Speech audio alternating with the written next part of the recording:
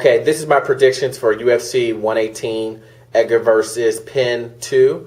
Let's first start off with Nate Diaz versus Marcus Davis.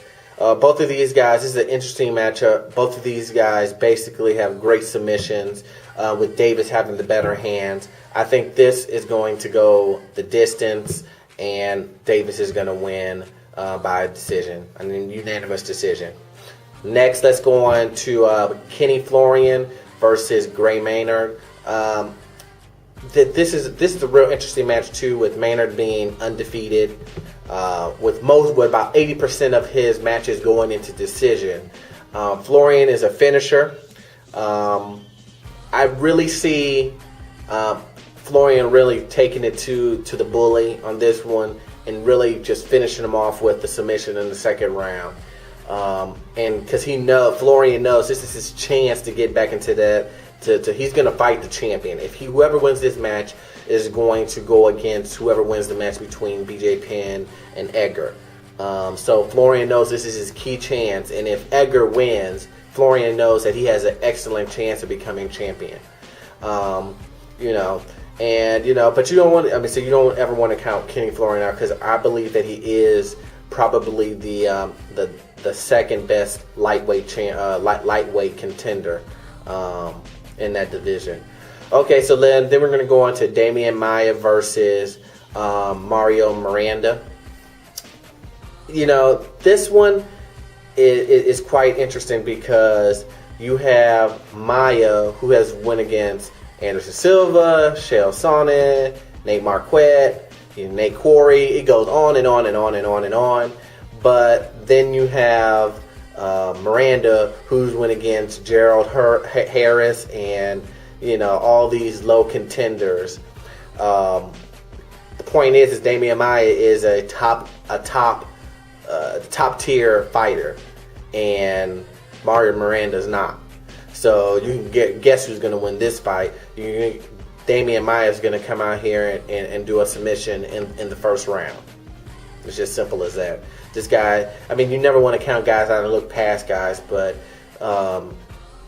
Demian Maia should really just demolish this guy and do his submission thing and get him out in the first round, because they're really they're two different tier fighters. They really are. So once again, Demian Maia wins by submission, first round. Okay, then we have next one, Randy Couture versus James Toney. You have to give, even though, everyone who's an MMA fan should know that Toney is going to lose, you have to give Toney credit for stepping up. He's the first boxer who talks a lot of trash and really stepped it up to want to fight in MMA. So, you have Mayweather, you have all these other boxers who talk shit about MMA, but don't necessarily want to step up. And James Toney is the first. And with James Toney having the boxing background and having that power that he has from being a boxer, he can outstrike pretty much everybody in the heavyweight division. He can. It's not even a what if. He can outstrike everyone because he's a boxer. He's been doing that for his whole life. He's a champion, multiple time champion in boxing. So his striking will be better than everybody. But the fact is that Randy Couture is not going to stand up and strike with him. He's just not going to do it. He's just going to take him down, use his wrestling, and he's going to ground and pound him, because Randy Couture has no experience, none, in jiu-jitsu, no ground game. He doesn't know. He was going to freak when he gets on his back. It's one thing to be training for someone to take you down. But when you actually got, you got the fans, the noise, you got the crowd going, and you're getting punched in your face and all this other stuff, a lot of things happen. He's just going to panic, get taken down on the ground, and there's going to be a doctor stoppage, or there's going to be a TKO. This guy is just going to, Randy Couture is just going to take this opportunity to show these guys that you just can't come into MMA with your boxing and think that you're going to knock guys out. It's just not going to happen. And if you do knock Randy Couture out, your next fight, you know who you're gonna get? You're gonna get someone who's never gonna stand up with you. It's gonna be John Finch time. They're just gonna ground, but they're not gonna be like John Finch in the sense of not finishing fights. They're gonna finish you on the ground. They're gonna submit you. It's gonna be like fighting a sparring partner. So as again, for my random James Toney. James Toney loses. I give him. I say probably in the first or second round he's gonna get knocked out.